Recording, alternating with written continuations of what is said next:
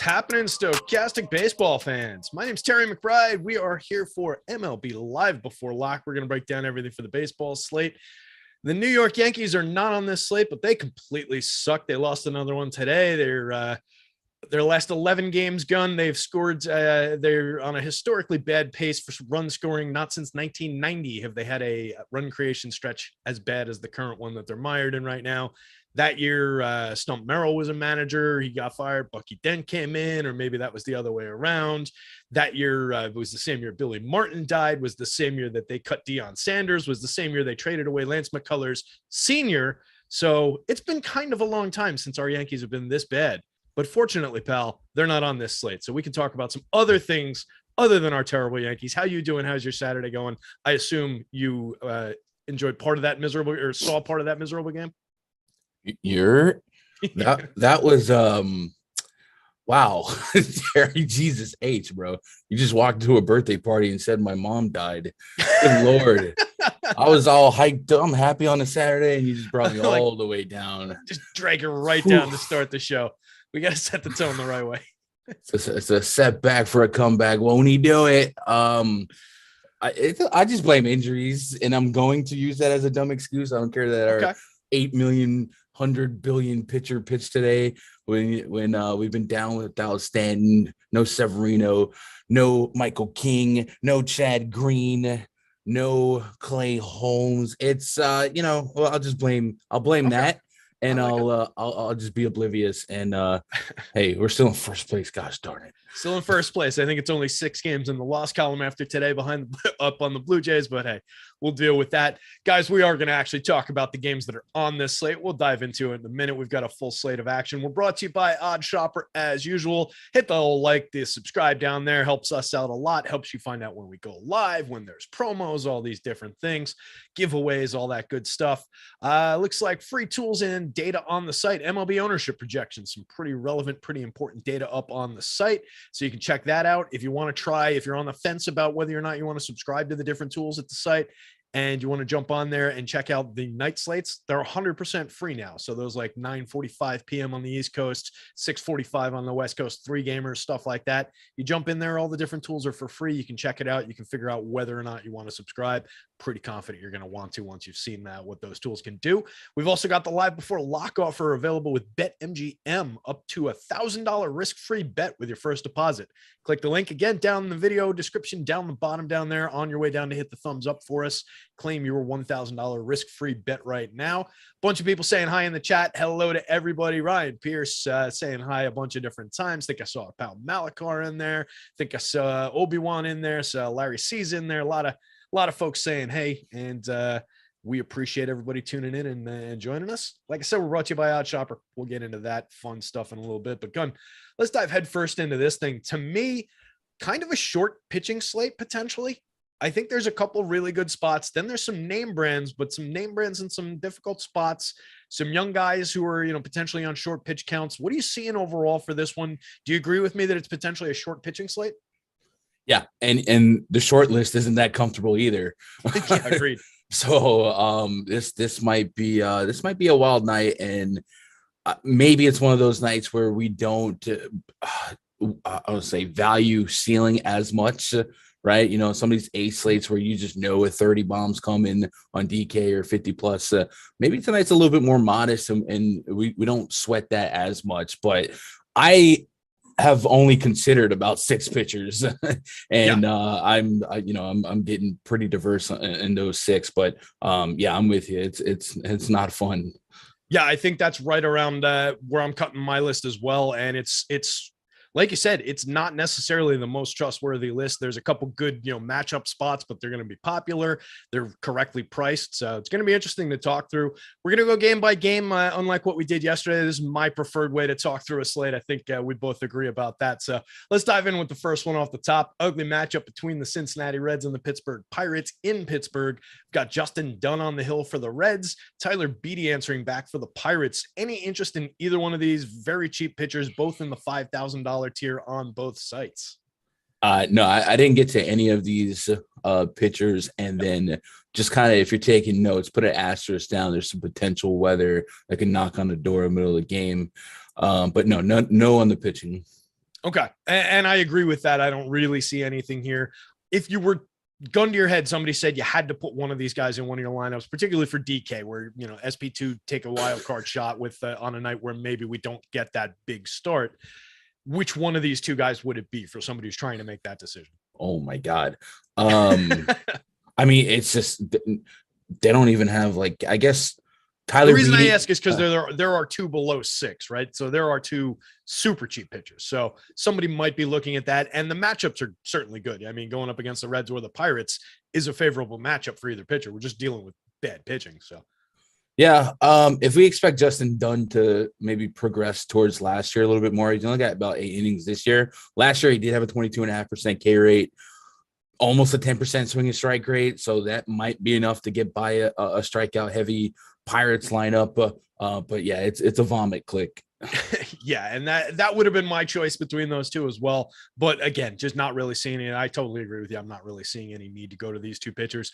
And we do have a bunch of guys in the $6,000 and $7,000 tier on DK. There's enough bad spots to go with pitching that we don't need to go to the two probably worst options on the board. Does that lead you into any stacks for either of these teams? I was coming up with a little bit of Reds earlier. And I assume when I run these lineups builds, I was coming up with that, like just looking through things. And then I think when I run the lineup builds based on what I'm seeing for price, I'll probably get some Pirates as well. Are you getting either one of the offenses? Yeah, not by like necessarily by choice, but I was toying with some FanDuel lineups earlier, and when I was weighting my projections for the guys that I wanted and crunching, it was spilling in a bunch of Pirates, and I think the reason for that is they're pretty cheap. Marcano leading off 2,400, Ben Gamble 2,700 in the cleanup spot, Newman's 26. Rodolfo Castro was the name I kept seeing. I think that's the cell phone cat that isn't that him? He got suspended a game for a cell phone coming out and sliding to third. He's only 2,200. This is a really cheap team if one of these guys accidentally, gets into an RBI double or stolen base, something like that. Okay. Yeah. And I agree. I think, like I said, I think they're going to come up a good amount for me on that slate on FanDuel when I start running some of these lineups. And then you get, guys at the bottom. It's not like we're talking about good hitters here, but you get several min price basically on DK, 3 guys in a row, min price on DK, leading back to the top of the lineup, and Marcano, who's also min price on DK. So a lot of low end, low priced, low end hitters there. On the red side of things, I was getting to a little bit of like Jake Fraley, Kyle Farmer, Moustakas kind of combinations, maybe a little bit of Nick Senzel thrown in there. A lot of cheap hitters on that team as well, but they're getting a little bit of popularity on both sites. Are you into the red side of it at all, or are you kind of leaving the Reds on the table?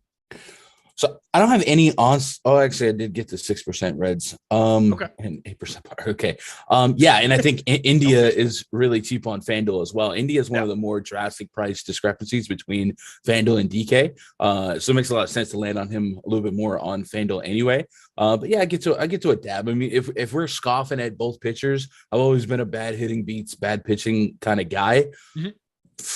Well, there's a lot of bad hitting and there's a lot of bad pitching. So I'll take some of these, dumpster diving salary guys, but I wouldn't really feel all that enthusiastic about like 5-man stacking, but definitely get into a lot of cherry picked value spots. Yeah, I think maybe more comfy as like 3-mans, or maybe grabbing some oddball one-offs that aren't going to be the most popular plays on the field. But it's just uncomfortable when, you look at a guy like Mike Moustakas. Yeah, he's super cheap. He's 2,000. He's a name people remember from when he was good. He's still pulling like a reasonable home run rating in my home run model just because of who he used to be. But this year, 267 plate appearances, 6 homers, a 124 ISO. That is ugly. There is no power showing through there for a guy like Moose. Nobody in this lineup for the Reds has 10 home runs this season. On the other side, only Brian Reynolds. He's got 20. Nobody else has 10 home runs in that lineup. These are two bad baseball teams. Anything else to call out before we move on and hopefully talk about a better game? No, like I said, it could be some mid-game rain that could shake things up, but hopefully they'll come back out and play, which we know both bullpens are nothing to run from, so it could just make it a little bit more interesting.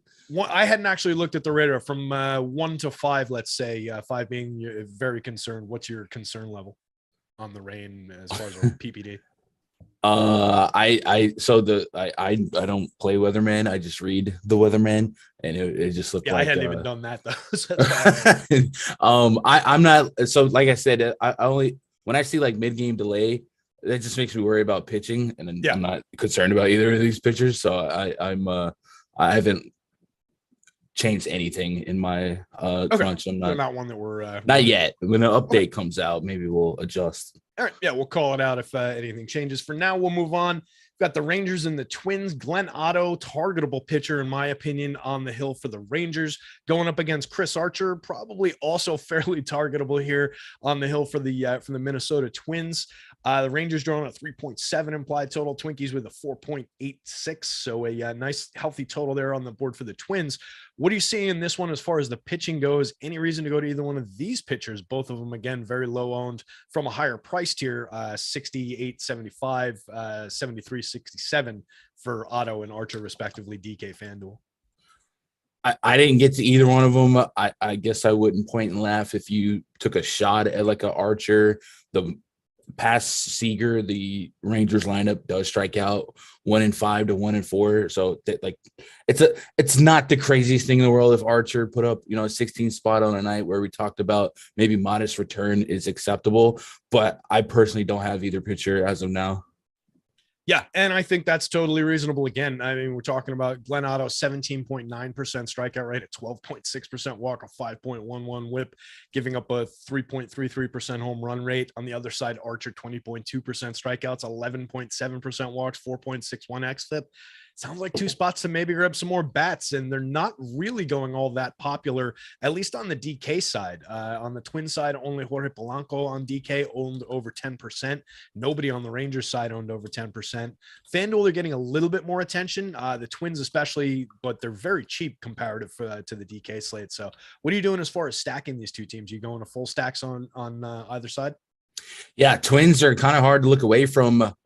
Just 8% owned in our top stack tool, with a 6.5% chance of being a top stack. I think Coors is kind of driving away what their usual upside would be, or at least that number would be as in terms of being a top stack. Mm-hmm. They're pushing 5 implied runs. And this is a very talented version of the Twins lineup. Usually the Buxton in lineup is my favorite. Arias, Correa, Buxton, Polanco, Kepler. I'll take shots on all those guys, especially against a guy like Otto, who's not a big whiff guy, 18% K rate, sub 10% swing and strike rate. So guy like Buxton, who can still strike out, we neutralize that a little bit more. And even the bottom half of this lineup, a guy like JK, bare bones min on both sides, you get a little sneaky, maybe push towards a wraparound. And Gary Sanchez, who we know if he cannot strike out and make contact, he can put one over the wall. So I think they have a healthy implied total and a sub 10% ownership. I'm willing to get there, and I'm not going to lose sleep. Yeah, like you said, implied total approaching 5 runs, and love the Gary Sanchez call down the bottom of the lineup. 6% owned, $3,100 catcher on DK. We both know he's not a very good hitter, but still, it's 11 home runs and 330 plate appearances. 48.8% hard hit is what I'm interested in. 14.7% barrel rate is what I'm interested in. When he gets bat on ball, he can still drive it out of the ballpark. And then, yeah, I can grab some Max Kepler, some Jose Miranda in there. A lot of good spots in that Twins lineup. What about the Rangers on the other side? You going anything with, it looks like Marcus Semion's drawing some popularity on FanDuel because he's still only 2,400 over there. On DK at 4,800, he's 6.7% on versus more than double that on the FanDuel slate. We've got Corey Seager there. We've got Nate Lowe, Adolis Garcia, Brad Miller hitting 5th today for the dead minimum on DK, 2,100 on FanDuel. Got to be a little bit interesting there, not drawing really that much attention. So are you going to Ranger stacks here? So I didn't have any dedicated stacks, but when I ran my crunch, Marcus Semien was my highest owned FanDuel guy. Okay. And I watched that movie 3 nights ago, and he was like 40-50% owned, put up a 0. So, oh man, that hurt to see that. But I get it. A leadoff guy against a guy like Archer, who not only has a lower strikeout rate than yesteryear, he walks a lot. 9.5% walk rate to righties, 14.5% walk rate to lefties. He could be playing with traffic all day, and 2,400 is a little bit low. So Semien and Seager, and then Nate Lowe and Adolis Garcia would probably be my favorite bunch. I know that's just kind of a cheesy 1 through 4, but it's the Rangers. So yes, I'll get to some Rangers here. Yep. And I expect I'm going to probably be a little bit more enthusiastic about the spot, I think, and I would probably stretch it a little bit further. I would probably want to get to that Brad Miller spot in the 5 hole. I can probably roster a little bit of Leody Taveras around the edges if I get a little bit of Ezekiel Duran in addition to that. Villoria is a little bit of a hard ask, but he does have a 40.7% hard hit and 11.1% barrel in his 60 plate appearances so far. 2 home runs, a 146 ISO, creating runs 10% better than average. Very small sample, but the hard contact numbers are good, and he's a $2,200 catcher. So if you're stretching on DK, maybe you can get to him. Bubba Thompson rounding things out at the bottom. Since we're mentioning every other hitter in the lineup, might as well throw Bubba Thompson into the mix. But really, for me, it's more 1 through 7. Yeah. Sorry. Yeah. Anything else to call out on this one, or should we move on to the next one? Interesting one on the next one. Yeah, let's ride. All right. Good pitching matchup here. I think we can finally draw some pitching shares out of this game, although both of these guys obviously facing tough hitting matchups. We've got the Astros against the Braves. Christian Javier going for the Astros, and the Braves answering back with Spencer Strider, 2 just dominant strikeout pitchers, 32.2% strikeouts over 106 and a third for Javier, and 37.2% for my guy Spencer Strider over 94 and 2/3. He's just been outrageous since he's come up. The prices are up, the ownership's up. What do you see here in terms of the pitching? What are you doing with these two guys? Boy, if this isn't the Scumdacker spot of the day, yeah, 2 of the highest owned pitchers on the slate, and it makes sense. Like we said, we talked about that short list of pitching. These are, the feature 2 of the feature guys, and just looking at their metrics without considering the matchup. 30+% K rate for both of them. The swinging strike rate 13 to 15%. The expected ERA sub 3. They're good pitchers going at it, but they're going against good teams. The Astros are really a talented team. A lot of worry pitching against that, and the same with the Braves. So I think the way to play this is in the Scumdacker spot is we can gravitate towards grabbing on to Strider and Javier. I'm not at the 40% number on DK that Strider is. I was a little closer at 30, so I'm kind of meeting the middle between the top stack percentage and the ownership. But the offset is the insurance policy. You don't have to give up much to get there, right? Because they're so high owned, the full stacks are really low owned. We got Astros at 1% ownership projection as a stack, and then the Atlanta Braves at 2.8%. And we've seen Atlanta, they've ran into DeGrom and Scherzer and still walked away with some runs. They're not immune to putting up runs on good pitching. So I'm on all 4 corners.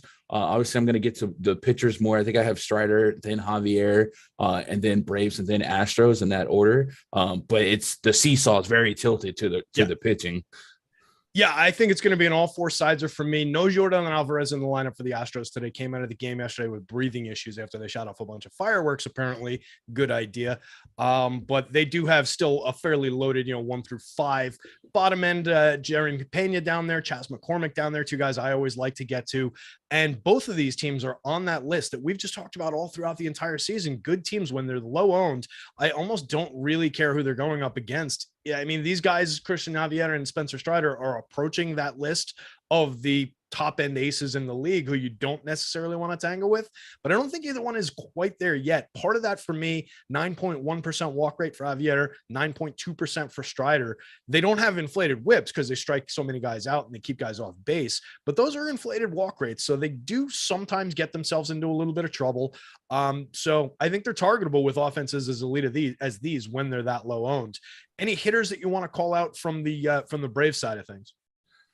On the Braves side, looking at the bomb detector, Austin Riley's at the top, and I guess that's consistent with Christian Javier. He has about $1.25 home run rate, a home run per 9, and he has a 62% fly ball rate. So when he's not striking you out 40% of the time, and you make contact, yeah, you can drive a fly ball. So I guess if I had to pick one, it would be Riley, and then past that, Olsen profiles decently enough as one of the lower K guys. He could barrel one up, and then Acuna. Okay. So in terms of where you're going to get to with these 2 teams, as far as the stacks go and where the field is, we've got them basically right next to each other, bottom third of the board in terms of the probability of being a top stack on the day. But when you look, 2.6% for Atlanta, 1.9% for Houston, the fourth ranked team, the fifth ranked Twins are at 6.6%. So we're quibbling. Yeah, that's 3 times the probability, but between 2.6% and 6%, we're kind of quibbling over a couple percentage points, where if I can get to a team that's as good as these teams are, that potentially is going to be that low owned, 2.7% popularity for the Braves, 1.1% for the Astros on DK, where are you going to be relative to the field in terms of like what your ownership numbers are going to look like for the team stacks? I was thinking 6% on. No, I have 8% on. No, I have 6% on Braves at the last crunch. Okay. I'm waiting on 8% is a fine answer. Yeah, like I'm waiting on one more lineup to come out before I finalize the crunch, and then the Astros, I was at 4%. Okay. All right, and I think I'd probably go that route as well. Weight it a little bit more toward the Astros side of things. Does that reflect the pitcher that you'd prefer getting to? You're looking more to get to the Strider side between the two pitchers? Yeah, definitely. Yeah. More so here for Strider, but it's not like a giant leap in front of Javier, but I have more Strider. Okay. And I'm thinking about that in terms of just where the ownership is, particularly on FanDuel at 10-2. Javier drawing only 8.7% ownership on the FanDuel slate. That's kind of appealing to me. That's kind of interesting.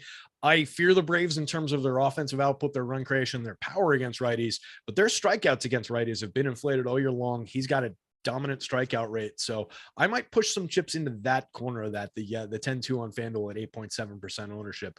But I agree, it's a firm all 4 sides are for me. Anybody that we didn't touch on the Astros lineup? I took you directly to the Braves, and I didn't give you a chance to talk about the Astros. Anybody on that side you want to call out? The highest spawn detector guy is Kyle Tucker, and he's also batting third. So I would lean on him as my highest Astro, I guess. All right. Speaking of batting third, Aaron Judge hit third today and was denied a what the hit with flip.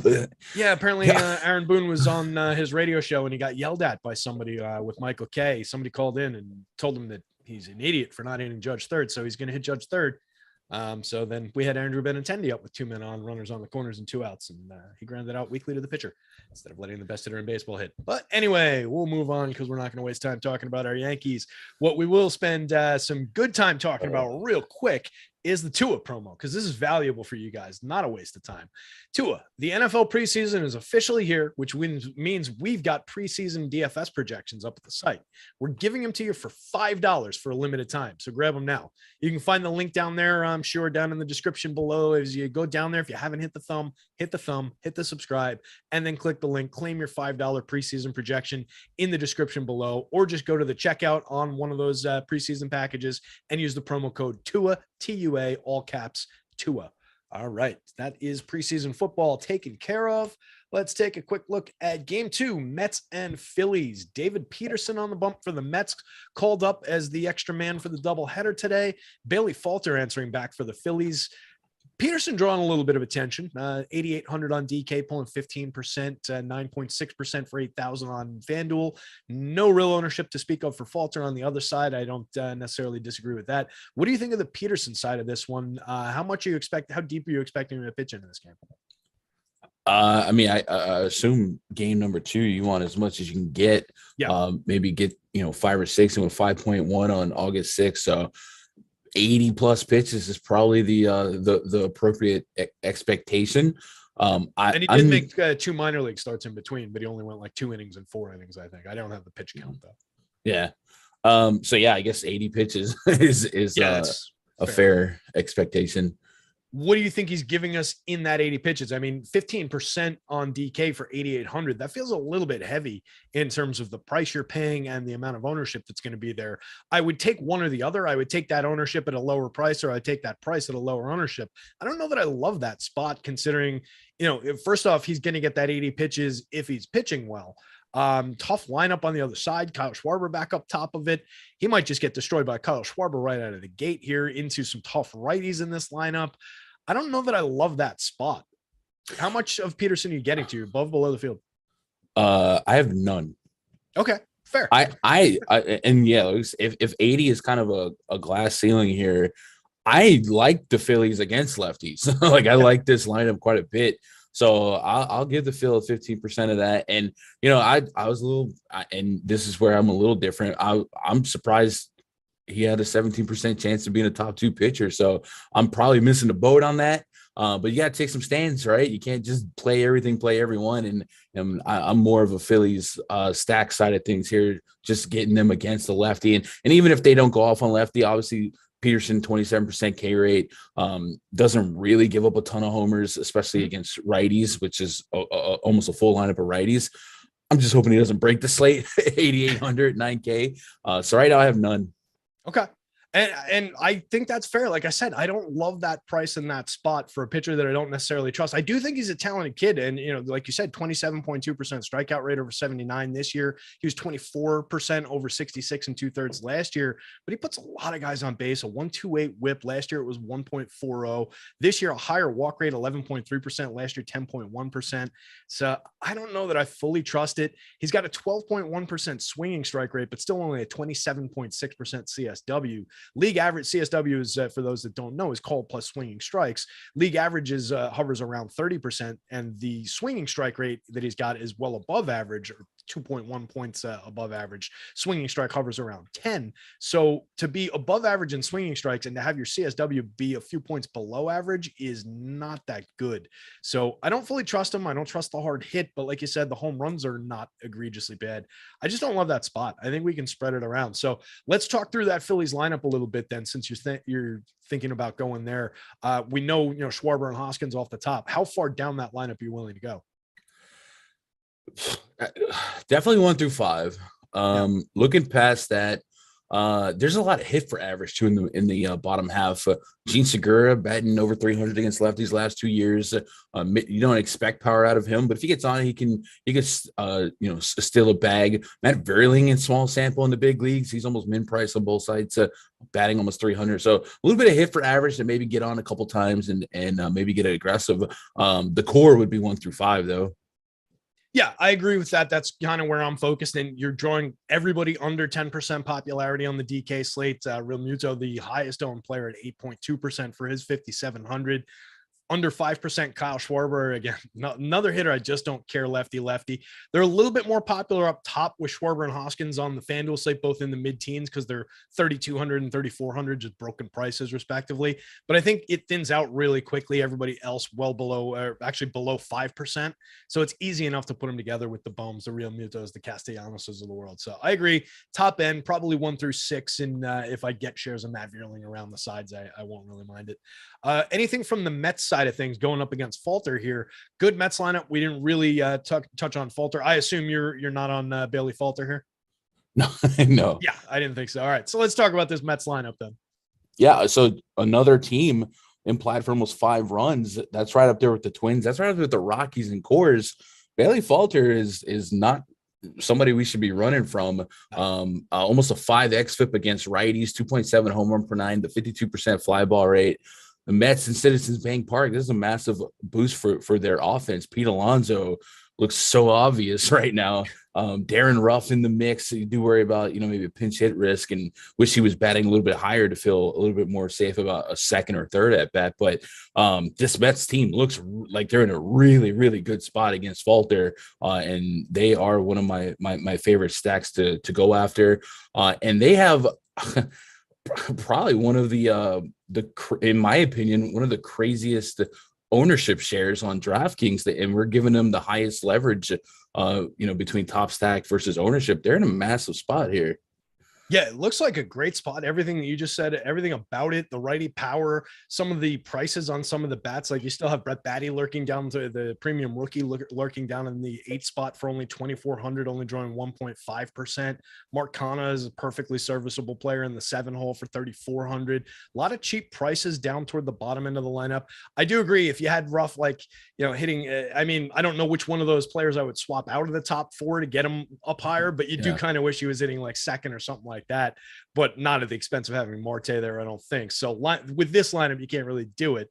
But yeah, this would be probably at least 1 through 8 for me. And I would probably not exclude James McCann entirely, even on FanDuel for 2,100. He's not having a good year over his 122 plate appearances by any means, but he's a guy we've seen go deep from time to time. And if nobody else is going there, I'll take it. But at 35 on DK, I think that's a viable enough catcher. So it's a good stacking spot. And I think the field is asleep there. Take advantage of the leverage on that one. Anybody else that you want to call out specifically before we move on to the next game? No, Alonso leads the game in bomb detector rating for me. Ruff is second, and then Hoskins third. Okay. I've got Alonso, Schwarber, Lindor, actually top three. Okay. So a little bit different, but firm agreement on the Alonso side. And definitely think that one's going to come through. That's a nice spot. Let's see. We've got the Mariners against the Athletics. One of the more popular pitchers on the board. One of the spots that I'm looking at a little bit favorably in terms of pitching. Logan Gilbert going for the Mariners. Only costs $8,000. Kind of a cheap price in this matchup for that kid. Drawing 32% popularity on DK. 9,800, a lot less popularity on FanDuel. Makes him more appealing in my mind. James Caprillion on the hill for the Athletics. He's cheap, 6,900 on DK, 7,000 on FanDuel. I don't think I need any of them on FanDuel going up against a decent Mariners team. 100 on DK. I'll let you answer that one. I don't think I'd be going there. What do you think of Logan Gilbert here? Yeah, I think on AK on DraftKings, he's probably my highest owned pitcher. Just kind of a soft landing price against a team that I'd probably roster you against and take my chances here. So yeah, AK on DK. The almost 10K price point on FanDuel makes you meditate a little bit more. But this is a great spot for him, great park for him, and we might be able to tap into a little bit more strikeout upside that we all kind of know and believe is in there from what we saw last year. Yeah, talented young pitcher that, like you said, I think we definitely believe there's a little bit more to come, or, based on what we saw over 119 and a third, he was at 25.4 last year, 22% over 138 and a third this year in 24 starts, but just been very, very capable. And this is just such a bad team. It's a team we've been targeting all year long. It's the A's, the Pirates, and the Tigers just all year long. I basically don't care who the pitcher is. I really only care about what his price is and what his popularity is. And like you said, the 9,800 definitely makes you think about it a little bit more on FanDuel, but one comparative to the other guys on the board, I'm pretty good paying 9,800 for Logan Gilbert against the A's when Josiah Gray against the Padres is 91. When Spencer Strider against the Astros is 96. I think this is a reasonable price. So I'm going to go there. And it's pushing the field away a little bit, 12.4% popularity. I feel like that's keeping the field down a little bit. At 32%, are you going to be above or below on the DK slate? You mentioned he's probably going to be your most rostered. Yeah, I'm slightly above. Okay. I'm probably going to end up about 38. That Nats lineup just came out, so I'll be able to hit some crunching and kind of see what the final numbers are. But yeah, I'm slightly above that. Okay. Let me grab that Nats lineup. Alex Call in the leadoff spot for the Washington Nationals today. All righty. It's an interesting one. Let me just drop that in the old thing here so that we can talk about that in a second. And didn't want to cooperate, so it means I have to stall for time longer. There we go. All right. Let's take a look then on the other side. Any Caprillion for you? 6,900 under 5% ownership on DK. I assume you wouldn't go there on FanDuel, but any love for him at all on DK? No, I'm not getting to any right now. Just the strikeout stuff is completely diminished overall from what we saw the last 2 years on him. And it's just other spots. Yeah, just like you said, I mean, to drop from 24 and a half last year over 119 and a third, and looking, maybe you could get something serviceable out of a kid who was a decent prospect at one point to over 95 and 2/3 this year, 16.5% strikeout rate. The walks are up, the xFIP is up. It's just a bad spot. It was one of the ones that I was thinking, like, maybe, you get a mediocre pitcher at a good price going up against one of the mid-range offenses instead of an elite offense, but I just don't think we're getting there with them. So I'm not going to tangle with it. Does that lead you into Mariners bats on the other side? Because it doesn't look like they're drawing very much ownership on either site for the matchup against a guy with a 16.5% strikeout rate and all those other numbers we were just talking about. So any Mariners for you here? Yeah, I feel like I got my money from the slot machine last night. I called out Eugenio Suarez. Nice. I love picking him up in spots where the pitcher doesn't strike you out. And that's what we had yesterday. And that's what we have today. Comparing almost a 5.5 xFIP to righties, just an 18% K rate to righties, 1.6 home run per nine to righties, 12% walk rate, 51% fly ball rate, all that stuff that makes Eugenio Suarez look like he could potentially curtain call. Obviously, we're not calling for 2 bombs here, but a good matchup pre-flop. Wish he was batting a little bit higher. Jesse Winker's leading the team for me in my home run model. But there's a lot to like here for the Mariners. You just have to kind of accept that it's Oakland, and you could end up hitting 4 warning track flyouts. Yeah, you do have to tolerate the big ugly ballpark out in on the Bay Area there for sure. But I do like this spot, getting everybody on the team under 10%. Everybody on FanDuel 3,600 or cheaper, 3 $3,600 hitters, and then everybody else very cheap, easy to get to. On DK, 5,800 for Julio Rodriguez, and then 49 for Eugenio Suarez, and everybody else very cheap and all low single digits. So that's going to be a focus spot for me. I think there's a lot of bats on that team that I like getting to. A number of double-digit home run hitters, a number of 40 plus hard hit, number of double-digit barrel rate guys. So I think top to bottom, I can get to a lot of bats here. Cal Raleigh, like even on FanDuel at 2,600, I can grab some shares of Cal Raleigh. Over 303 plate appearances, he's got 18 home runs on the season, 14.1% barrel rate, 41.8% hard hit. That guy can be in my lineup. I don't care that he's a catcher and I don't need to play his position. That's a good enough bat at 0.9% ownership for 2,600 that I'm happy to go there. Jake Lamb, I have a hard time trusting in the 9 hole, but he's 2,000. He's got multi-position. So for me, I think I'm going 1 through 9 on the Mariners side. What about grabbing A's against the popularity of Logan Gilbert? We mentioned all his very good numbers. With all that, he hasn't given up many home runs, but he does have an inflated 47.5% hard hit rate on the season, 91.4 mile an hour average exit velo. Hasn't left the yard much, only a 2.94% home run rate. And these A's are awful, but there are a couple power hitters on that team. Any love for the A's? Stack wise, no. I removed all the A's except Brown, Murphy, and I did totally. My first lineup came up with Stephen Vogt. I had to change that, but whenever I do something like that, it's almost a lock that dude's gonna homer. Absolutely, I know that feeling well. But yeah, he's batting. But Seth Brown, Sean Murphy, those guys can fall into some lineups for me. Okay. Yeah. And those are the 2 target power hitters like that I had in mind when I said this team's got a couple power hitters on it. It's really those 2 guys. Interesting dual catcher configuration, hitting 3rd and 4th in that lineup on the DK slate with Murphy and Vogt. But yeah, it's just an ugly team. There's a reason we've been targeting them all year with pitching. So I don't think I need to go to it all that aggressively. If I got a couple one-offs around the power bats, maybe I take them.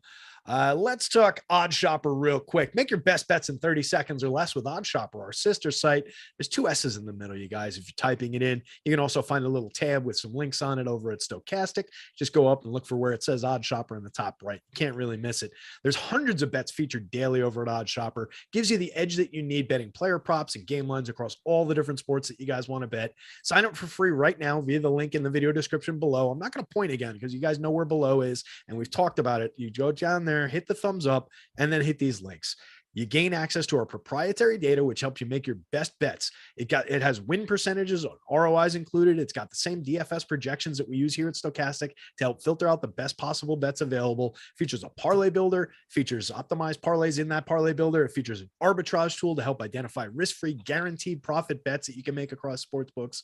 And that's really what it's going to help you do the most. If you've got a bet in mind that you're really confident in, you've seen something in our tools, you're just one of these narrative guys, you're Sean V and you got some wild hair and you're going to throw your money away. We're not going to necessarily talk you out of making that bet with Odd Shopper. We're just going to tell you the best possible spot to make it based on the odds and the price that are being offered. So I encourage everybody, even Sean V, to go check out Odd Shopper out there. Hopefully he's in the chat having some fun. What's going on, Sean V? We love you, buddy.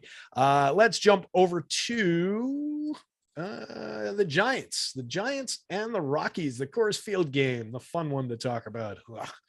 God, I can't wait till we get out of Coors Field. Alex Cobb going for the Giants, 4% owned on DK for 7,800. He's 9,300 hilariously on FanDuel. Nobody got any pricing right at all in this game on the pitching, the bats. I don't care what. Ryan Feltner answering back for the Rockies. I don't see any real reason to go to him. Any love for Alex Cobb here in Coors Field with no ownership on him? I didn't get there, but it was a thinking point for me because I do have an Alex Cobb problem. and hey, admitting it is the first step. I think outside of Coors Field on a different slate, I'd be there. And I get 7,800. Yeah, maybe you can land into 14, 16, maybe even flirt with 20. But I think I'm just going to avoid that sweat today. But I would understand. It sounds like you didn't totally make that decision yet. Well, I'll say this for FanDuel, no, not a chance. But on DK, I could see a SB2 chip in a chair and just hope for, a 16 modest return. Does give you 25% K rate on the season, 3.1 expected ERA. That's been his story forever. His expected numbers are much better than his actual numbers, but this year's actual numbers haven't been like horrendous anyway. But man, it's a different thing going from Oracle to Coors. So I'm cutting. I don't have him on FanDuel right now. I don't have him on DraftKings, but I feel like you're the devil on my shoulder right now. It would only be a DK play, and only because you're getting that 25% ownership. You're getting a pitcher that I do feel like I've got a little bit of trust. Veteran guy. I've got a little bit of faith in Alex Cobb here to maybe pitch a clean game. And if it's that slate where we don't have those big scores, maybe you get through for price for ownership there. But it's certainly playing with fire. You're going up against a bad Rockies team, but we all know that it's the Coors environment. Any reason to roster any shares of Ryan Feltner whatsoever? If you were making 500 lineups, would you roster any Ryan Feltner? Absolutely not. Is it low ball? Right. So let's talk about these Giants at broken prices and tremendous ownership on both sites. The Rockies on the other side, reasonable prices, pretty cheap really, and not getting the attention because of the matchup, I guess. But let's start with the Giants. What are we doing with them? Is it the exact same situation we talked about yesterday? Yeah. By the way, Luke Voigt just got scratched. Yeah. It's the same but different. Yesterday we were wrestling with like 40% or 35% ownership on some spots. So the ownership's actually come down. It's actually it doesn't make any sense if you think about it. Because it's a smaller slate. Yeah, smaller slate, and it seems more obvious. But yeah, I'm at 25%. That's pretty much matching the field, and I'm not eating too much negative leverage. And a lot of these guys are just falling naturally one-offs in other spots. Or at least, hold on, my first crunch was 20. I'm at 20%. So I'm not at 25, 20. So I'm a little less than the projected, but I'm making up for all these one-offs that are falling everywhere else because we don't know how to price people. Yeah, there is just some stupid pricing from slate to slate. So, all right, where you are going to the Giants, who are you looking at and how are you getting some offsets for ownership where you're stacking guys? Are there any specific targets for, low price, low popularity comparative to other guys in that lineup that you specifically want to make sure to work in? So my highest owned guy is Lamont Wade right now. On FanDuel, I found myself with a lot of Wilmer Flores and Jock Peterson, 3,400. Really, really good spot against Feltner. The guy that I was thinking about wrestling with my ownership is Brandon Belt. 3K on both sides. He's batting 8th, and that bottom of the lineup stuff kind of scares you. He's actually drawing one of my best home run ratings on the entire slate.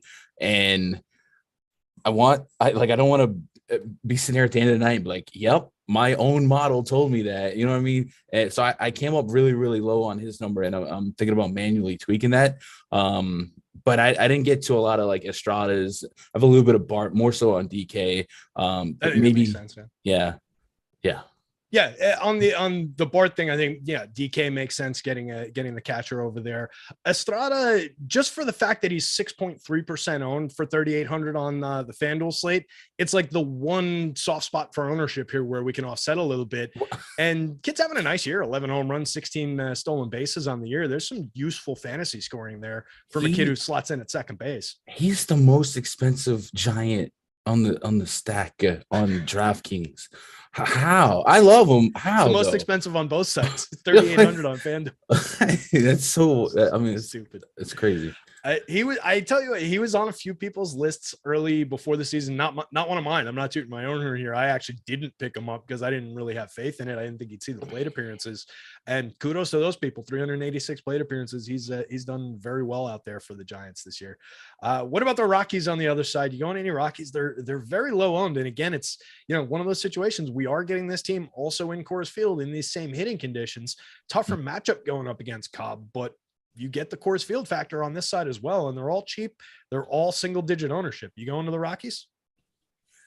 Yeah, they're right there with the Mets, 8th in ownership on a shorter slate in Coors Field. I just think a 3% owned team in Coors just I'd almost play any team, the Athletics, for crying out loud. So yes, absolutely. I'm at 10%.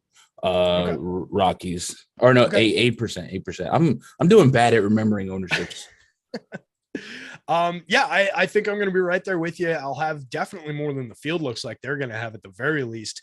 And I might press down a little bit, put my thumb on the scale on that one a little bit and get a little bit more meat on the deli cut there, because these guys are very low owned and you're getting, it's not a great lineup, but Randall Grichuk is definitely a home run hitter that I trust. Ryan McMahon's got some decent numbers, and he's a lefty back going up against a righty here.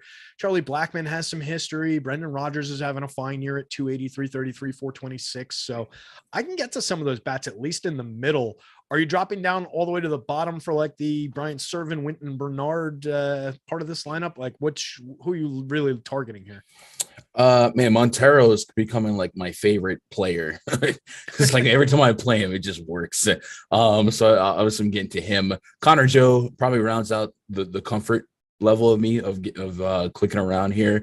And then I was getting a lot of Jose Iglesias on FanDuel. And it might have just been a position scarcity thing rather than I like him a lot. But it's not really. The shortstop's not that short, but I do have a lot of them. I think it's just cheap leading off in Coors. That's a pretty valuable opportunity at just 3K on FanDuel versus the 44 on DK. Oof, yeah, that's a big price discrepancy there. That was on who? Connor Joe? On Jose Iglesias. Jose Iglesias. Okay. He can be your hero, baby. Love it. Anything else to throw in for this one? No, I don't understand how the ownership dropped so dramatically overnight for the Giants. Yeah, it's definitely strange with, like we were saying, with a significantly smaller slate and the pitching, the way that things align, that it comes down like that, but still not overly appealing in terms of the way that I like to do things, to be just completely aligned with a quarter of the field. A team that I do maybe want to get to, despite a little bit of popularity, is one that didn't quite get there in a good left matchup against the lefty last night, but they get to come right back against the soft lefty tonight in Madison Bumgarner. The Cardinals, as Stack will talk about in a second, they'll have Dakota Hudson on the hill going up against the Diamondbacks out in the desert, with Mad Bum going for the Diamondbacks. Both pitchers 1 or lower percent owned, both very cheap. Any reason to go to either pitcher here? I'm not, no. Yeah, no, I don't think so either. Definitely not. I mean, doesn't feel like a Mad Bum spot. He's had his moments this year, but overall 16.8% strikeout rate, a 4.75 xFIP, going up against the best offense in baseball against the left-handed pitcher. I just don't see it. Give me the card side of this. And Dakota Hudson, I don't think I've rostered all year long or last year, and don't think I ever will again, or ever did really.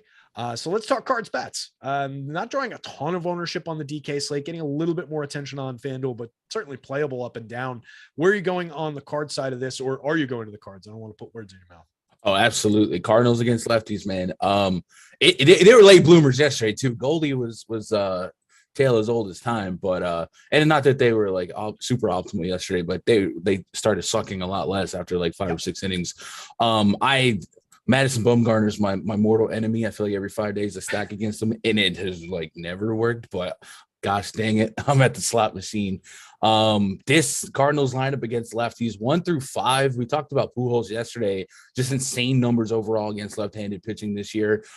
If you isolate ISOs from the Department of Redundancy Department, ISO the ISO, right. Yeah, since the beginning of last year, 1 through 5, we're looking at like 280 aggregate ISO between these 5 hitters. And if you just go O'Neill through Pujols, that's an insane amount of power. So Mad Bum's he's gonna have to keep the ball in the park here, and he's a guy that doesn't miss a lot of bats these days. So this is a really high upside spot for these Cardinals. On DraftKings, you gotta choose between Goldie and Pujols, and then kind of chooses for you, but not on FanDuel. Yeah, I love that ability to roster those two guys together. I did quite a bit of it yesterday. Going to be going right back to the well there. $2,400 Albert Pujols for 6.6% popularity. We talked about his numbers over his last 50 or so plate appearances. We talked about how he mashes lefties. We talked about his 11 home runs, his 218 ISO this year. Albert's been hitting the ball pretty well all season long for a guy priced at 24 on FanDuel and 2,000 the dead minimum on DK. So nice spot there. But like you said, you get the Goldschmidt offset there. What about the D-backs on the other side? Any love for the Diamondbacks going up against an equally targetable pitcher in Dakota Hudson? You would think theoretically, yes, since we scoff at the pitcher. I don't have any onslaught stacks, but yeah, it doesn't look like the field does either, right? I mean, it's very low ownership at fair prices. Yeah, maybe that's something that it's a little obvious in retrospect. That I had 1.4 whip on Hudson, 13% K rate, and a 5.3 expected ERA.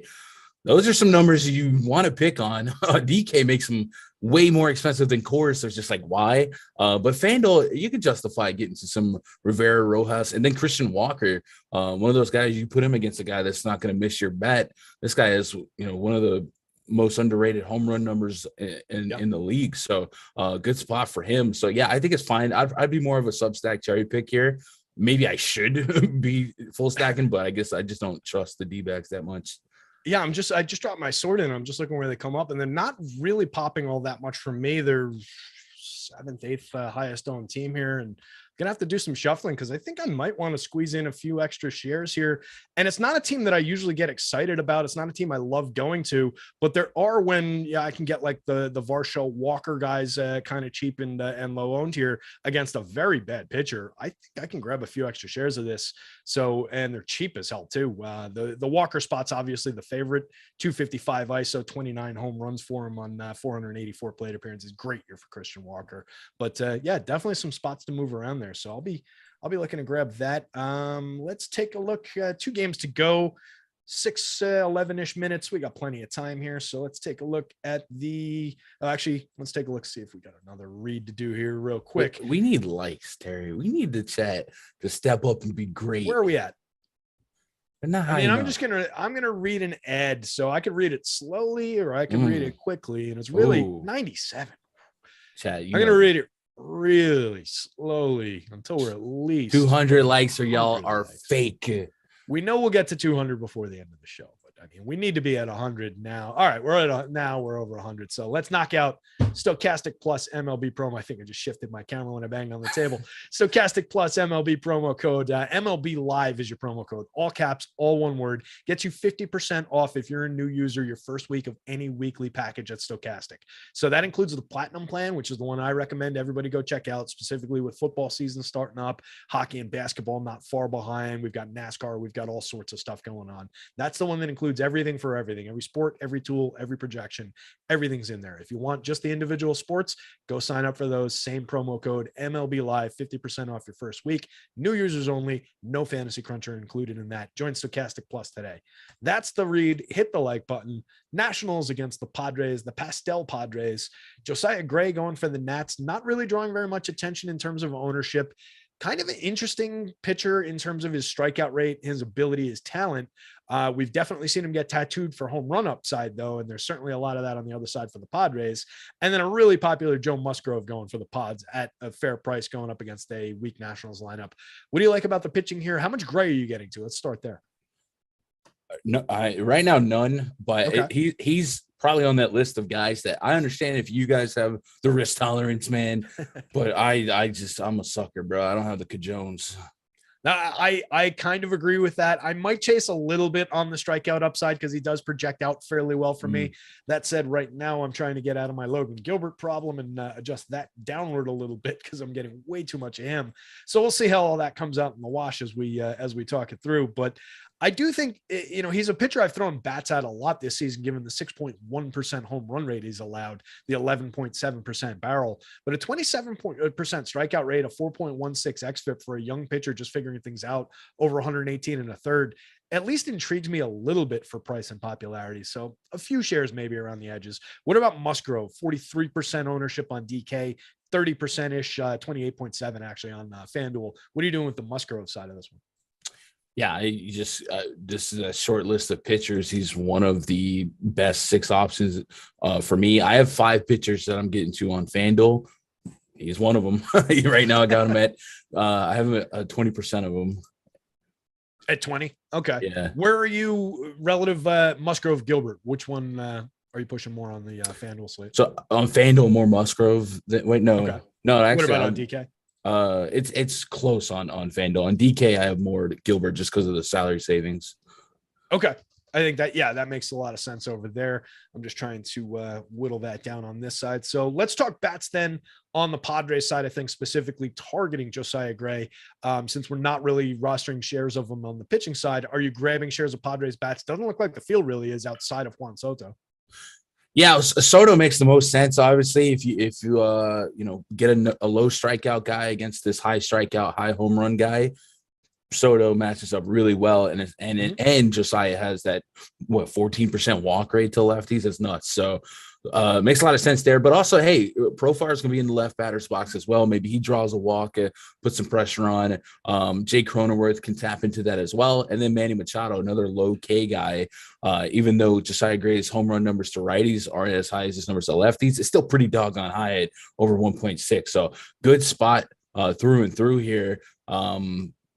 I have on the stack list Padres. I'm at 10% on Padres stacks, and comparative to the field, that's almost triple.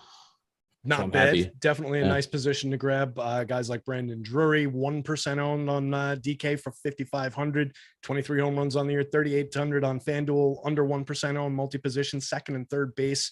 Gotta love that spot. I'll have some extra shares of Brandon Drury. I'll have some extra shares of Machado, Jake Cronenworth, Josh Bell. Yeah, I like that lineup quite a bit. I'm going to be pushing some in. Let's go to the last game on the board here. Braxton Garrett going for the Marlins up against a really tough matchup in the Dodgers.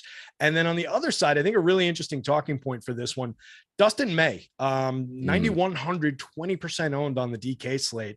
That's kind of interesting going up against this Marlins team. I just don't know how many pitches we're going to see. He was stretched out, into the 50s and 60s in the minors in his last couple rehab starts. They're saying, maybe 75 pitches. Dustin May last year was, over the first 5 starts of the year with Spencer Strider, 37.6% strikeout rate in his 23 innings. Then he blew out his arm and he had Tommy John surgery. This is his first start back. What are you doing with, start with Braxton Garrett. Are you getting any of him? And then what are you doing with Dustin May? Garrett got put on the IL. They called up some. How did I not have that? No wonder he's not pulling. It happened about 20 minutes before we went live. Nick Neidert for the Marlins. Okay, so let's talk. I assume you're not going to Nick Neidert. Isn't Nick? I had a different guy. I had. I'm just going to the. That's according to. Yeah. No, that's fine. No matter what, we're not playing. Is there anybody? Yeah, is anybody that's pitching for the Marlins that you would roster against the Dodgers? See, I thought it was Brian Hoeing. That's the name I had. Okay, we'll have to. It's irrelevant because I'm going to stack the Dodgers no matter what. Right. Yeah. What's the question? So let's just talk Dustin May then. Are you going to Dustin May here against the Marlins? Yeah, so I'm there on May, but like you said, the pessimism on pitch count. He looked really, really sharp in his last couple of minor league starts. 10 strikeouts in his last minor league start on August 14th in 5 innings. So he's really efficient with that. You said 60, 70 pitches, but he's gone 5 innings in back-to-back starts in the minors, and in both games, 8 strikeouts, 5 innings, 10 strikeouts, 5 innings, and the Marlins are major league team, but you know what I mean. So I'm there on May. I'm certainly worried about the pitch count, and we know they're not gonna go too crazy with trying to stretch him out. They're always cautious with pitching. Yeah. So it makes sense to undercut like an uncomfortable ownership projection. Right now we're getting him at 21% owned, which is 5th. I'm about 14%. So I don't feel like I'm drastically behind. I do think he's probably overpriced for the implied pitch count, but we don't truly know what that is. Okay, so you'll have a decent amount of them, though. It sounds like it sounds like you're not running away from the pitch count, but you'll be below the field fair. And that goes to what we were saying earlier. I don't trust the ceiling of pitchers today, like a like a McClanahan slate, or you know what I mean. It's So I do think the likelihood of 16 fantasy points being able to get you at the top is more likely today than another slate, but more pitching. Yeah, I think that makes a ton of sense. And against this Marlins lineup, I mean, he doesn't need 110 pitches and 8 innings to rack up a ton of strikeouts. He's got that much talent. I do just concern myself about the eventuality of like the 50 pitch 4 inning start. Okay, kid, you went out there, you proved yourself. He's also a guy who's pitched in that like hybrid rollover time, and they might just be gearing him up at the major league level to do that. Although they do need him kind of in the rotation. So it'll be interesting to see what they do with him, but I am a little worried about that. What are you doing as far as the Dodgers stack with whoever's pitching for the Marlins here? You mentioned you wanted to go to it. Yeah, it really does not matter who's pitching. The only significant difference, I guess, that we would think about was the fact that they went lefty to righty, but I don't think the Dodgers changed their lineup. You might watch for a Joey Gallo appearance. But other than that, the Dodgers are full on stackable, 5.4 implied runs and surprise start for whoever it is. So catch them with their pants down. This is a really, really great spot for them. And presumably, yeah, into a Marlins bullpen. So just, yeah, absolutely imminently attackable spot. And really, the Dodgers, they're pricey, but they're not that popular. They're not that highly owned. So they're easy enough to get to. 1 through 9, I can easily get there. Max Muncy sitting at 3% owned for 4,400 on DK. Multi-position, second base and third base for 3,400 and 4% ownership on FanDuel. I can sign up for that. I don't care about his 185, 323, 377. I care about the 15 home runs that he's hitting, 396 plate appearances, and the upside I know is in that bat. 36 homers over 592 last year. That's more than Max Muncy, I know. What about the Marlins? Any love for Marlins against Dustin May, who, maybe not getting a full game, but a decent Dodgers bullpen? Not really. Okay. And let's skip over that then. Let's go to who's your home run call for the day, and then who's your favorite stack and your top pitcher?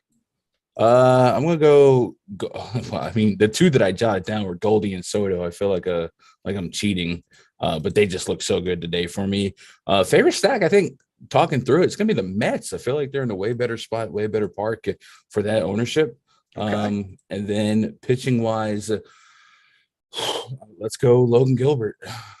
Yep, I think that's my guy for sure in terms of the pitching. And then I'm just going to be overweight to the Cards, and I'm going to hopefully save this in time and then just drop it into FanDuel so that I can actually play these lineups. Let's see if I can get that done in time. Guys, we really appreciate everybody hanging out. Make sure you click on all the different things, go to all the different sponsors, use the various promo codes, so on and so forth. Hit the like button if you haven't. We need to get to 200 before you guys are out of here. All right, lineups are in. Gun, tell them where they can find you, buddy. Twitter and YouTube /Gundecker. Excellent. Awesome job today, pal. Good luck tonight to you, my friend. Good luck tonight to everybody out there. Really appreciate you guys hanging out. No more content tonight, but tomorrow, 12:15 to 1:30, it's me and Eitan for Live Before Lock for baseball. I'm coming right back 2 to 3 to host the NASCAR show of all things, talking racy cars with Chris Pennell.